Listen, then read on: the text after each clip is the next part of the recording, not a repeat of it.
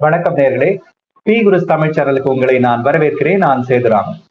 இன்று என்னோடு மீண்டும் இணைந்திருக்கிறார் மூத்த பத்திரிகையாளர் திரு சேகர் ஐயர் அவர்கள். அவரை நாம் சந்திக்கலாம், பல்வேறு விஷயங்கள் குறித்து விவாதிக்கலாம். வணக்கம் சார், எப்படி இருக்கீங்க? வணக்கம் சேதுராமன், நல்லா இருக்கேன் சார். இந்த வாரத்துக்கான செய்திகள்லாம் பல வந்துட்டே இருக்கு. அதை பற்றி சில விஷயங்களை பத்தி நம்ம விவாதிக்கலாம். முதல் விஷயம் திரு ராகுல் காந்தி, அதாவது எதிர்கட்சி தலைவர் திரு ராகுல் காந்தி அவர்கள் எங்க சென்றால் எங்கே போனாலும் இப்ப என்ன பண்றாருன்னா ஒரு டீமோட போறாரு, கேமராமேன் டீமோட. அது நிறைய பேர் என்ன சொல்றாங்கன்னா, பாரத பிரதமர் மோடியை போல இவரும் எல்லாத்தையும் ஒரு படம் எடுத்து தன்னை ப்ரொஜெக்ட் பண்ணிக்க முயற்சி செய்யறாரு அப்படிங்கிற மாதிரி சொல்றாங்க. உங்களுடைய பார்வை? கட்டாயமா பாத்தீங்கன்னா ஒரு ஒரு புது ஸ்ட்ராட்டஜில கிளம்பியிருக்காரு. இப்போ 2 நாள் முன்னாடி பார்த்தீங்கன்னா, டெல்லி ரயில்வே ஸ்டேஷனுக்குள்ள இவர் ஒரு 8 மெம்பர் கேமரா டீம் எடுத்துன்னு உள்ள போனார். அந்த கேமரா டீமுக்கு ஒரு டைரக்டர் வேற. உள்ள போயிட்டு இந்த ஆங்கிள் இந்த எடுங்க, அந்த ஆங்கிள் எடுங்க, அந்த ஷாட் எடுங்க. அதாவது படப்பிடிப்பு தொடர்ந்து நடக்குது. இவர் உள்ள போறாரு. போய் என்னன்னா, நான் அங்க இருக்கிற லோக்கோ பைலட்ஸ், அதாவது இன்ஜின் டிரைவர்ஸ், அவர்களோட நான் பேசணும்னு சொல்லிட்டு இங்கே போறாரு. அவர் கூட ஒரு பெரிய கும்பலே வருது. அவங்க போய் உட்காடுறாங்க ஒரு இடத்துல. அப்புறம் அவர் கேட்குறாரு, உங்களுக்கு என்ன பிரச்சனைலாம் வருது? இப்போ நீங்க ட்ரெயினை ஓட்டுறீங்க, உங்களுக்கு எவ்வளோ ஹவர்ஸ் டியூட்டி வருது? பிரேக் கிடைக்குதா இல்லையா? உங்களுக்கு எவ்வளோ ஸ்ட்ரெஸ் இருக்குது உங்க வேலையில்? இந்த மாதிரி ஆக்சிடென்ட்ஸ்லாம் நடக்கிறது, அதுக்கு என்ன காரணங்கள்? உங்களுக்கு எந்த விதமான சலுகைகள்லாம் கிடைக்கிறது கிடைக்கல அப்படின்னு இது பண்றாரு. படம் எடுக்கிறாரு. இது இவங்க படம் எடுக்கும் பொழுது அதை டைரக்ட் பண்றாங்க, இப்படி ஷூட் பண்ணுங்க, அப்படி ஷூட் பண்ணுங்கலாம். அது ஷூட்டிங் நடக்கும்போது அங்க நிஜமாவே இருக்கிற லோக்கல் பைலட்ஸ் எல்லாம் அவங்க டியூட்டி ஷிஃப்ட் பண்ணி மாறி வருவங்களும் பாக்குறாங்க. என்னையா அது இவ்வளவு கூட்டமா இருக்கு? நம்ம இந்த லோக்கல் பைலட்ஸோட ரூம் இருக்கும் பாருங்க, அந்த இடத்துல கூட்டத்தில் இவர் உட்கார்ந்து இருக்காரு, ராகுல் காந்தி இருக்காரு. ஒரு படப்பிடிப்பு நடக்குது.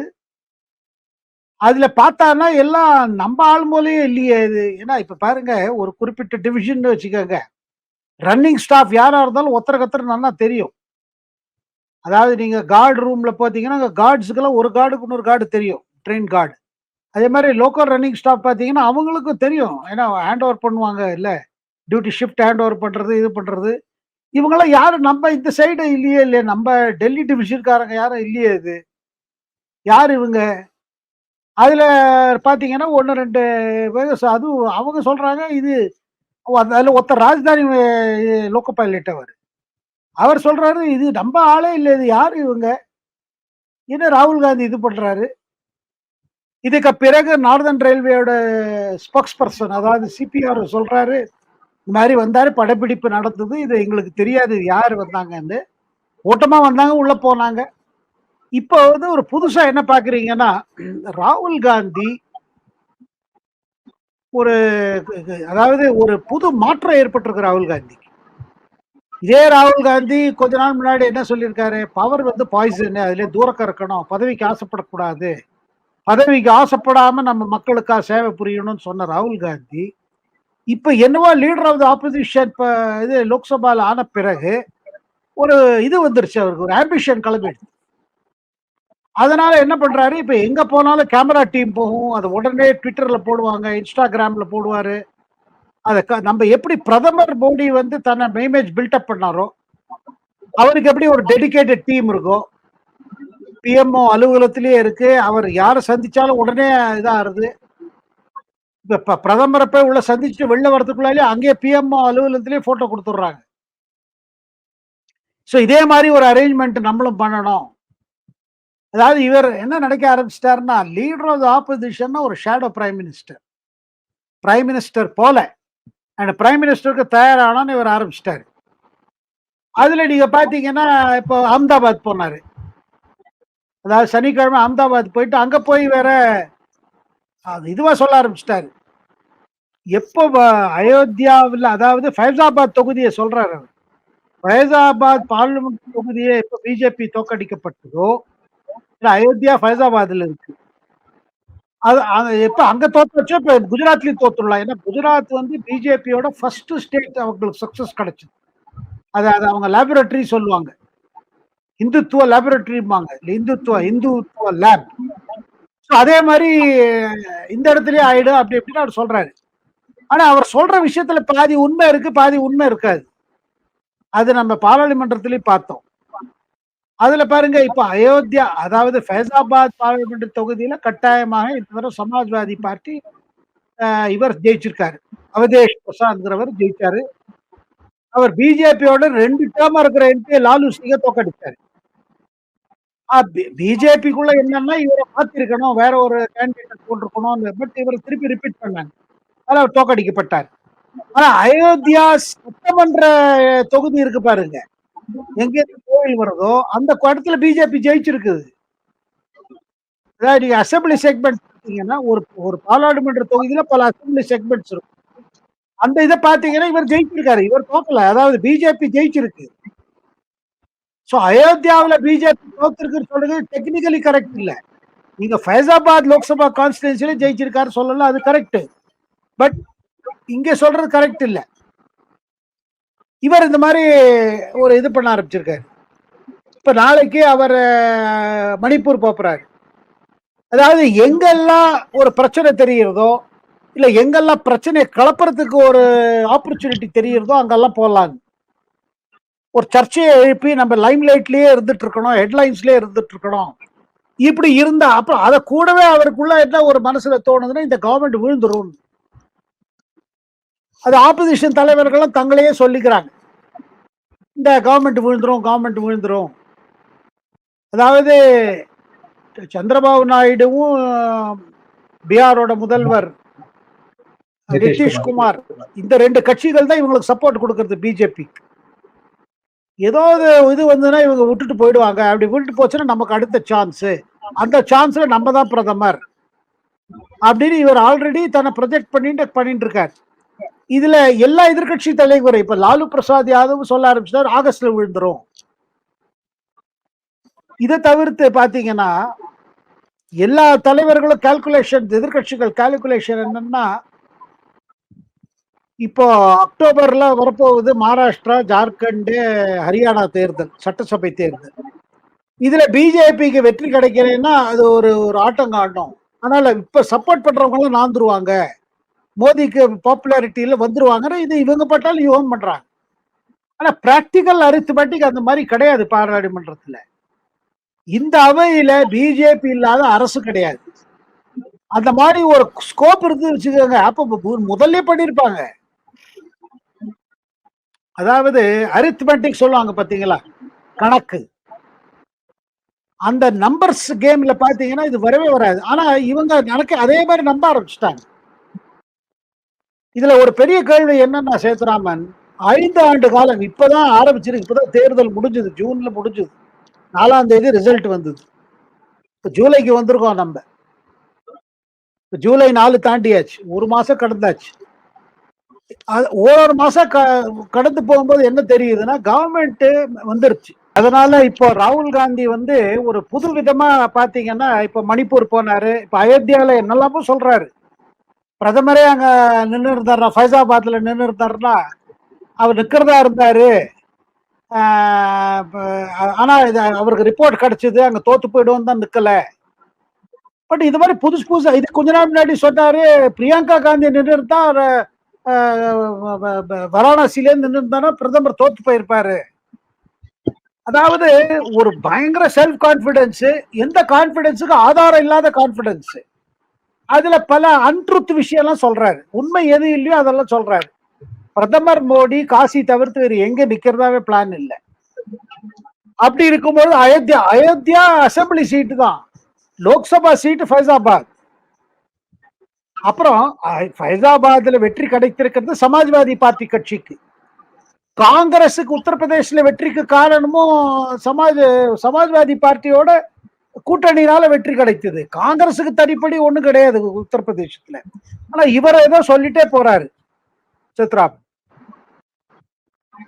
சார், அடுத்த விஷயம் இந்த உத்தரப்பிரதேசத்துல நடந்த ஒரு சம்பவம். அதாவது ஹத்ராஸ் என்கிற இடத்துல ஒரு கூட்டம், பெரிய கூட்டத்தை போலே பாபாங்கிற ஒரு கூட்டி இருந்தாரு.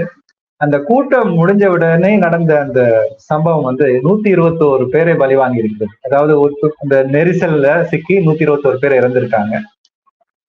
சரியான பாதுகாப்பு ஏற்பாடுகளை உத்தரப்பிரதேச அரசாங்கம் செய்யலைங்கன்னு எல்லாரும் குற்றச்சாட்டு வைக்கிறாங்க. இதை பத்தி இல்ல இது இது இது ஒரு என்ன சொல்றது, ஒரு பயங்கர சம்பவம். 121 பேர் ஒரு இந்த மாதிரி ஒரு ஸ்டாம்பீட்ல சாவுது பாத்தீங்கன்னா, அதாவது இந்த மாதிரி திருவிழா கோவில்ல ஏதாவது தேர் இது இந்த மாதிரி இதெல்லாம் நிறைய சம்பவம் நடந்திருக்கு.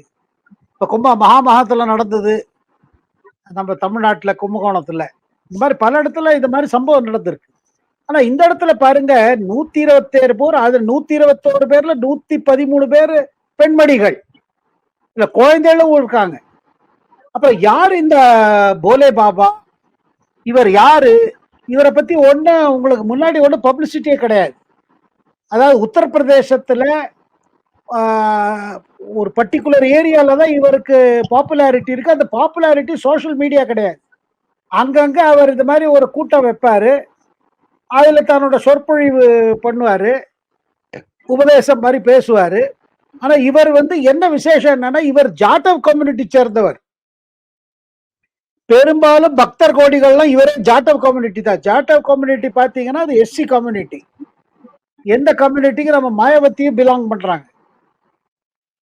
அண்ட் இவருக்கு அரசியல் தொடர்பு டைரக்டா கிடையாது. ஆனா அகிலேஷ் யாதவ் போல சமாஜ்வாதி பார்ட்டி தலைவர்கள் இவருக்கு ஃபுல் சப்போர்ட். இந்த தேர்தலுக்கு முன்னாடி கூட பாத்தீங்கன்னா அகிலேஷ் யாதவ் அங்க போய் அவர் சந்திக்கிறாரு. இதெல்லாம் பல புகைப்படங்கள்லாம் வந்திருக்கு. இந்த சம்பவம் ஏற்பட்ட பிறகு யாருமே இவங்க மேல ஆக்ஷன் எடுக்கணும்னு சொல்லவே இல்லை. எப்படி இந்த கூட்டப்பட்டது, பர்மிஷன் வாங்கிட்டது யாரு? நம்ம கேள்விப்பட்டது 80,000 பேருக்கு தான் பர்மிஷன் கொடுத்தாங்க. ஆனா அங்க வந்திருக்காங்க 2.5 லட்சம் பேரு.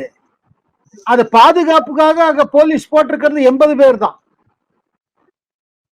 இதுல இப்ப என்ன புது புது கதை வந்துட்டு இருக்கு பாத்தீங்கன்னா, இவரோட ஒரு ஆசிரமம் ஒண்ணு நடத்துறாரு மெயின்பூரி. மெயின்பூரிங்கிறது இவங்களோட சமாஜ்வாதி பார்ட்டி, நம்ம முலாயம் சிங்கோட கான்ஸ்டிடுவன்சி. அந்த இடத்துல இவருக்கு சமாஜ்வாதி சப்போர்ட் முழுக்க இருக்குது. அதனால்தான் சமாஜ்வாதி தலைவர்களும் இவர் மேல ஆக்ஷன் எடுன்னு சொல்லவே இல்லை. போலே பாபா மேல அவர் மேல சொல்லாம என்ன சொல்றாங்க, அரசுல ஏதோ குறைபாடு வந்துருச்சு, அரசு சரியா பண்ணல. இப்ப பாருங்க, இப்ப இவங்களை பிடிக்க ஆரம்பிச்சிருக்காங்க. 12 பேரை கைது செஞ்சிருக்காங்க. அதெல்லாம் இவங்களோட சேவாதார்ஸ்ன்னு பேரு. அதான் இவங்க தான் ஆர்கனைசர்ஸ் தான். இவர் டைரக்டா பணம் வாங்க மாட்டாரு, டொனேஷன் வாங்க மாட்டாரு. ஆனா பல ஒரு கமிட்டி இருக்குமோ, அந்த கமிட்டி மூலமா பணம் கலெக்ட் பண்ணுவாங்களாம். இதுல பல ஐஏஎஸ் அதிகாரிகள், பல கான்ட்ராக்டர்ஸ் இவங்கள்ட்ட எல்லாம் வாங்குறாரு.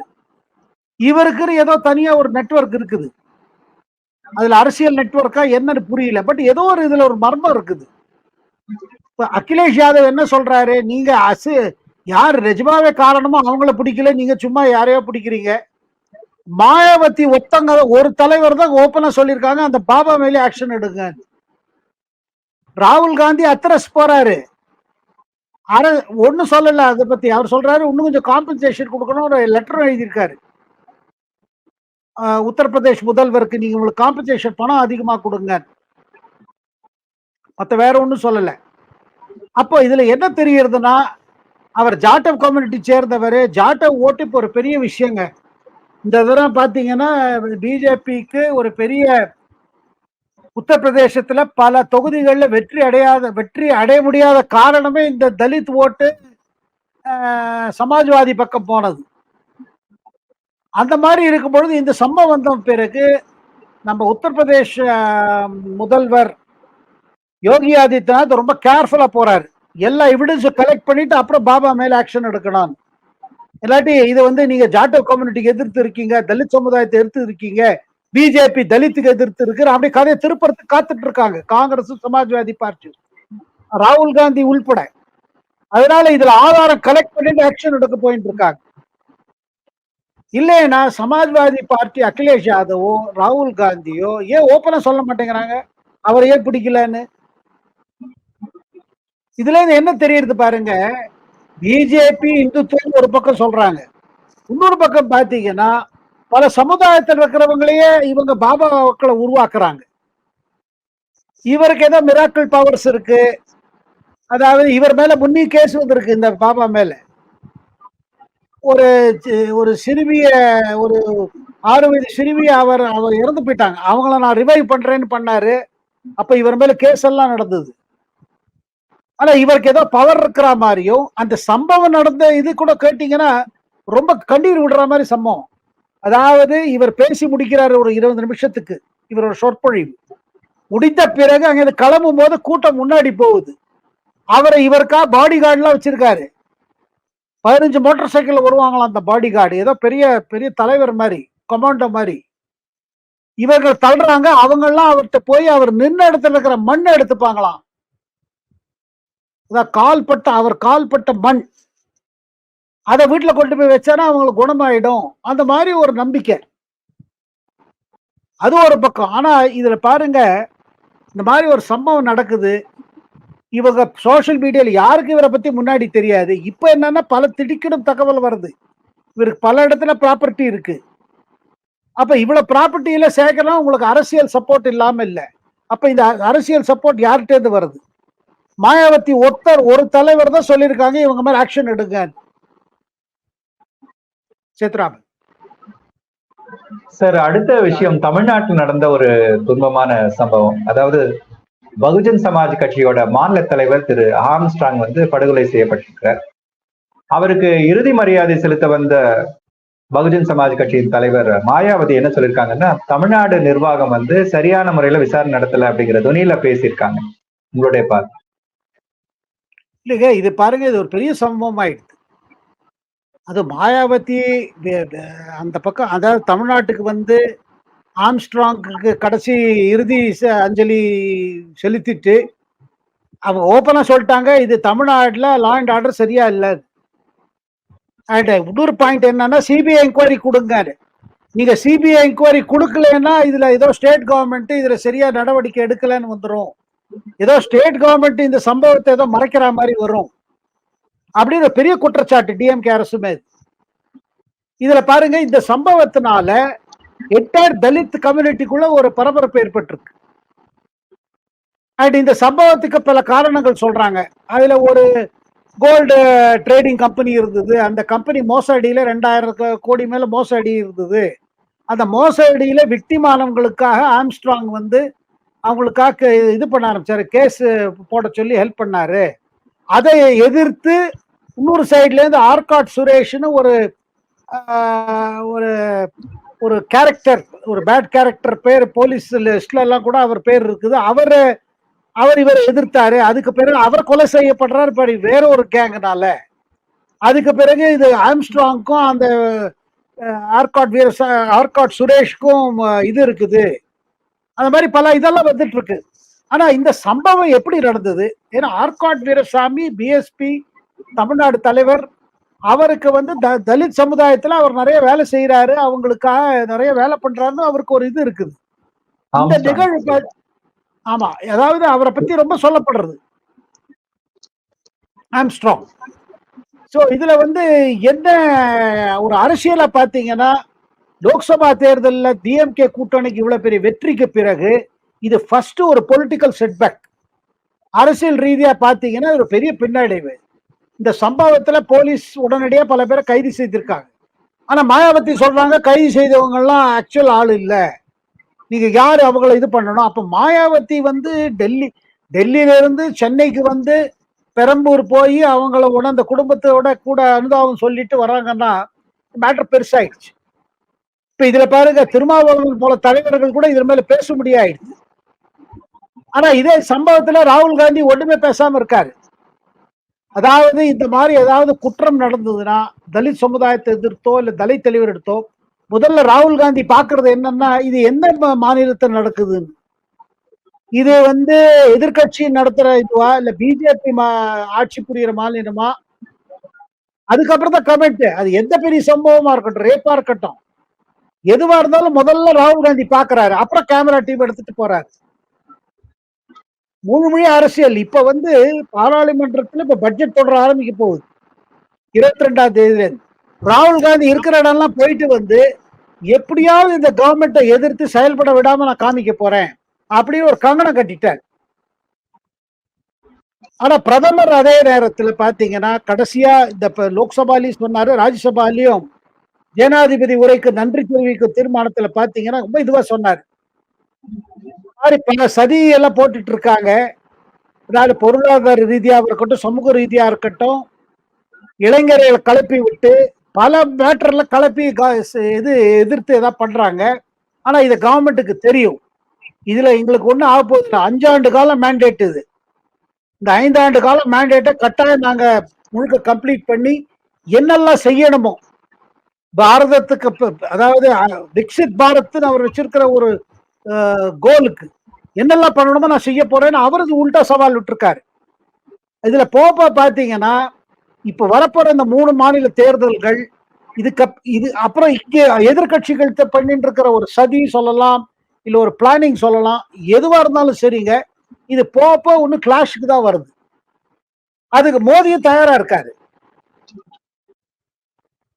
சேத்ராமன் சார், அடுத்த விஷயம், பட்ஜெட் கூட்டத்தொடர் வந்து இப்போ 22ஆம் தேதி தொடங்க போகுது. ஆகஸ்ட் 12 வரைக்கும் நடக்க போகுதுன்னு அறிவிப்பு வந்திருக்கு. இது எத்தகைய எதிர்பார்ப்புகளை வந்து உருவாக்கி இருக்கு? இந்த தடவை பட்ஜெட் வந்து 23ஆம் தேதி பிரசன்ட் ஆக போகுது, ஜூலை 23. இந்த பட்ஜெட் வந்து ஆல்ரெடி பிரதமர் வந்து பட்ஜெட்டை பத்தி தான் பேசும்போதும் சொல்லியிருக்காரு. அதை தவிர்த்து ஜனாதிபதி உரையிலேயே பாருங்க, முதல் முறையாக பட்ஜெட் ஒரு பெரிய மாற்றங்களை கொண்டு வர போறதுன்னு அதை குறிப்பிட்டிருக்கு. இதுவரை பட்ஜெட்டை பத்தி எந்த ஜனாதிபதி உரையில இந்த மாதிரி குறிப்பிட்டதே கிடையாது. முதல் முறையாக இந்த பட்ஜெட் இந்தியாவோட எதிர்காலத்தை மாத்த போறது, பல மாற்றங்கள் கொண்டு வர போறது, பல சீர்திருத்தங்கள் கொண்டு வர போறது ரொம்ப ஓப்பனா ஜனாதிபதி உரையில சொல்லப்பட்டிருக்கு. ஆல்ரெடி இதுக்கு ஒரு டெம்போ பில்டப் ஆயிடுச்சு. அதாவது இந்தியாவோட பொருளாதார எப்படி வளர்ச்சி அடைகிறதுக்கு, அது எப்படி வளர்ச்சி ரொம்ப ஸ்பீடா வளர்ச்சி வரணும், வேலையில்லா திண்டாட்டத்தை தீர்க்கிறதுக்கு, விவசாயிகளோட பிரச்சனைகளை தீர்க்கிறதுக்கு, இந்த மாதிரி பல பிரச்சனைகளை தீர்க்கிறதுக்கு இந்த பட்ஜெட் வந்து ஒரு பெரிய ஸ்டெப்பிங் ஸ்டோனா இருக்கும்னு பிரதமர் இண்டிகேட் பண்ணிட்டாரு, இது பண்ணிட்டாரு. அதுல பாருங்க, இந்த தொடர்ல எப்படியாவது எதிர்கட்சிகளோட நோக்கம் என்னன்னா இது செயல்படாம தடுக்கலாம். பட்ஜெட் பிரசன்ட் பண்ணும்போது கலாட்டம் பண்ணுவாங்க. அண்ட் முதல் முறையாக நம்ம என்ன பார்க்க போறோம்னா, finance minister Nirmala Sitharaman will be the first finance minister who will be presenting 7th budget. இந்த ரெக்கார்டு முன்ன இருந்தது மொரார்ஜி தேசாய் இருந்து, அவர் 6 பட்ஜெட் பிரசன்ட் பண்ணியிருக்காரு விடாம, வித்தவுட் அ பிரேக். அதே மாதிரி இப்ப நிர்மலா சீதாராமன் 7வது தரம் பண்ண போறாங்க. அண்ட் இது பெரிய பட்ஜெட், இதுல பெரிய விஷயங்கள்லாம் இருக்க போகுது. அதனால மக்களோட எதிர்பார்ப்பு அதிகமாயிட்டு வருது. அது மிடில் கிளாஸா இருக்கட்டும், இல்ல லோயர் கிளாஸா இருக்கட்டும். ஆனா இது ப்ரோ புவர் பட்ஜெட்டா இருக்கும்னு எல்லாரும் சொல்றாங்க. ஏழைகளுக்காக, ஏழ்மையை ஒழிக்கிறதுக்காக இது பட்ஜெட்டா இருக்க போறது. இதுவே ஒரு பெரிய கேம் சேஞ்சரா இருக்கும். ஏன்னா நான் திருப்பி திருப்பி சொல்வது என்னன்னா, காங்கிரஸ் போடுற கணக்கு பாருங்க, எதிர்கட்சிகள் போடுற கணக்கு என்னன்னா, பிஜேபி மகாராஷ்டிரா தோத்துரும், ஜார்க்கண்ட்ல தோத்துரும், ஹரியானாவில் தோத்துரும். ஆனா பிஜேபிக்குள்ள பாருங்க தயாரிப்பு நடந்துட்டு இருக்கு. லோக்சபா தேர்தல் மாதிரி இதெல்லாம் இருக்காது. அதுல என்னெல்லாம் பிழைகள் இருந்தோ அதெல்லாம் இது பண்ணிட்டு இதுல ஜெயிக்கிறதுக்கான ப்ரிப்பரேஷன் ஆயிட்டு இருக்கு. சேத்ரா சார், கடைசி கேள்வி வந்து, இந்த நீட் யூஜியோட கவுன்சிலிங் வந்து முதல்ல ஜூலை 6 நடக்கும்னு சொல்லியிருந்தாங்க. இப்போ வந்து மறு அறிவிப்பு வரைக்கும் தள்ளி போடுறோம் அப்படின்னு சொல்லிட்டு அறிவிப்பு வந்திருக்கு. இது மத்திய அரசுக்கு ஒரு பின்னடைவா இருக்குமா? இல்ல, அது வேற ஒண்ணும் காரணம் இல்லைங்க. இப்ப இந்த வரப்போற இந்த வாரம் இருக்கு பாருங்க, அதுல சுப்ரீம் கோர்ட்ல இந்த மேட்டர் வருது. சுப்ரீம் கோர்ட் இது ஹியர் பண்ண போகுது. மத்திய அரசு எல்லாம் சொல்ல போறது கோர்ட்ல இதெல்லாம் இருக்குதுன்னு. கோர்ட்டோட டைரக்ஷன் கிளியர் ஆனவொடனே இந்த டேட் ரிலீஸ் ஆயிடும். ஏன்னா கோர்ட் தரப்புல ஏதாவது இவங்க டேட் அனௌன்ஸ் பண்ணிட்டு கோர்ட் மேல ஒரு தடை விதிச்சுன்னா நல்லா இருக்காது சொல்லிட்டு சுப்ரீம் கோர்ட் இந்த வாரத்துல என்ன டைரக்ஷன்ஸ் கொடுக்குறாங்க. ஏன்னா இந்த மேட்டர் வருது, இதை கம்ப்ளீட்டா ரத்து செய்ய வேண்டும் என்று ஒரு கோரிக்கை இருக்கிறது. ஆனா மத்திய அரசு சொல்வது என்ன என்றால், இத்தனை லட்சம் பசங்க கொடுத்துருக்காங்க, பிள்ளைகள்லாம் அப்பியர் பண்ணியிருக்காங்க நீட்டுக்கு. சில இடத்துல இந்த பிரச்சனை இருக்கு, எங்க பேப்பர் லீக் இருக்கோ அது குறிப்பிட்ட சில இடங்கள்ல தான் இருக்கு. அங்க சிபிஐ தொடர்ந்து விசாரணை பல பேர் கைதியா இருக்காங்க. ஸ்கூல் பிரின்சிபால் முதற்கொண்டு கைதியா இருக்காங்க. ஒரு நெட்வொர்க்கே கண்டுபிடிச்சிருக்காங்க எப்படி பேப்பர் லீக் ஆச்சு. அதனால சுப்ரீம் கோர்ட்டோட ஒரு ஹியரிங் இப்போ இந்த வரப்போற வாரத்துல தெரிஞ்ச பிறகு டேட் அனௌன்ஸ்மெண்ட் ஆயிடும். பொறுத்திருந்து பார்க்கலாம் சார். இது வரைக்கும் என்னுடைய கேள்விகளுக்கெல்லாம் ரொம்ப பொறுமையா விளக்கமா பதில் சொன்னீங்க. ரொம்ப நன்றி. நேயர்களே, இந்த வீடியோ உங்களுக்கு பிடித்திருந்தால் லைக் பண்ணுங்கள், ஷேர் பண்ணுங்கள், மறக்காமல் பி குருஸ் தமிழ் சேனலை சப்ஸ்கிரைப் செய்யுங்கள். நன்றி, வணக்கம். Thank you very much sir. வணக்கம்.